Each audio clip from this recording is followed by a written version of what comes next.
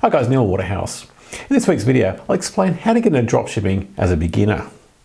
As you can see from this Google graph, since 2016, dropshipping's been rapidly growing, but a lot of people don't understand why dropshipping took off in 2016. I'll explain why in this video, and also why after 30 years of importing, we also decided to move to the dropship model. For anybody new to this channel, my name's Neil Waterhouse and I've been selling online full-time for 24 years. And I'm the author of $1 Million eBay Business from Home and creator of Dropship Formula. So let's launch straight into it. First of all, so we're both on the same page, the term dropshipping means selling an item on a marketplace like eBay, Amazon, Shopify, etc. Getting paid for the item, and then after the customer has paid for the item, ordering the item from your supplier, and your supplier ships the item direct to your buyer. In the industry, dropshipping is also known as virtual inventory, as you're simply using your supplier's inventory and not your own. First, for the newbies, let me point out the advantages of dropshipping using your supplier's inventory compared to the traditional method of purchasing the inventory before it's sold. The first big advantage of dropshipping is that you're cash flow positive because buyers pay for items before you order them from your supplier. The number one biggest thing that's held people back in the past from growing with traditional businesses is lack of cash flow to purchase more inventory. With the traditional business model of purchasing inventory before it's sold and then warehousing it, you need enough space and cash to fund the inventory until it's sold. With dropshipping, you're paid up front and your suppliers finance and warehouse the inventory that you list and sell. Another big advantage with dropshipping is that your suppliers do all the hard work of picking and packing and shipping direct to your customers. This is also why it's not just the online sellers that have been moving to the dropship model, but also why more and more traditional bricks and mortar stores are also moving to the dropship model. A bricks and mortar store can also take orders from their customers and then have their suppliers ship the items direct to their customers.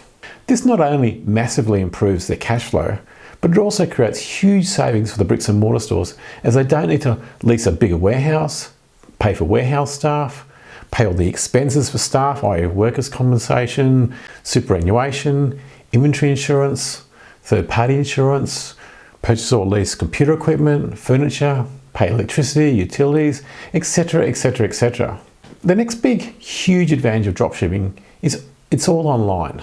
You never ever need to leave the comfort of your own home or have anyone come into your house. All you need is a computer and the internet. You build the business from your favorite chair anywhere in the world. You can literally be anywhere in the planet. You can literally run a dropship business from a cruise ship in the middle of an ocean or from the comfort or safety of your own home.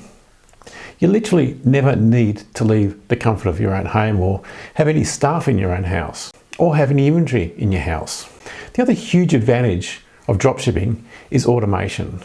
You can fully automate a dropship business so they run and grow completely by themselves using software and or low-cost overseas virtual assistants that you can get from $1 per hour. And I'll put a link at the end of the video to where you can get them from.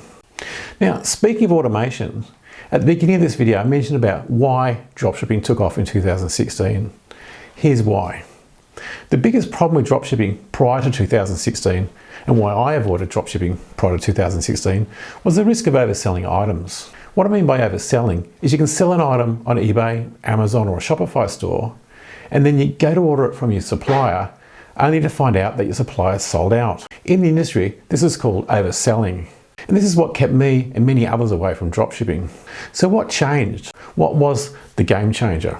Back in 2016, technology moved forward and allowed suppliers to be able to show live on their websites their stock availability. This was called dynamic websites. In other words, websites that continually update showing stock availability. This was a game changer. Now we had the ability to check suppliers' inventory levels 24/7, 365. At first, we used to manually check the suppliers, and then again technology moved forward again, and then programs like Scarcity Manager came out that fully automate the process of continually checking the supplier's inventory levels. And if the supplier runs out of stock, Scarcity Manager automatically makes sure eBay, Amazon and Shopify listings show zero available for any item that's out of stock with your suppliers.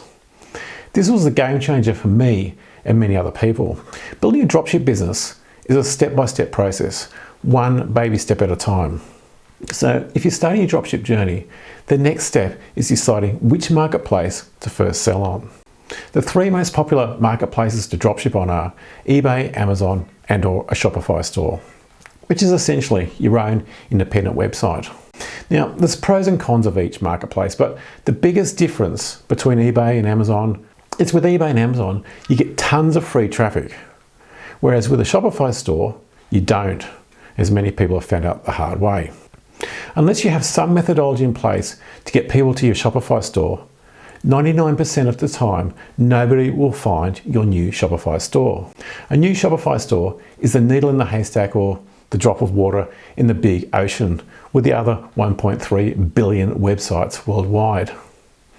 With a Shopify store, the most popular way to get traffic is to spend money buying traffic from places like Google PPC or pay-per-click, Facebook PPC, Instagram, or one of the many other paid advertising mediums.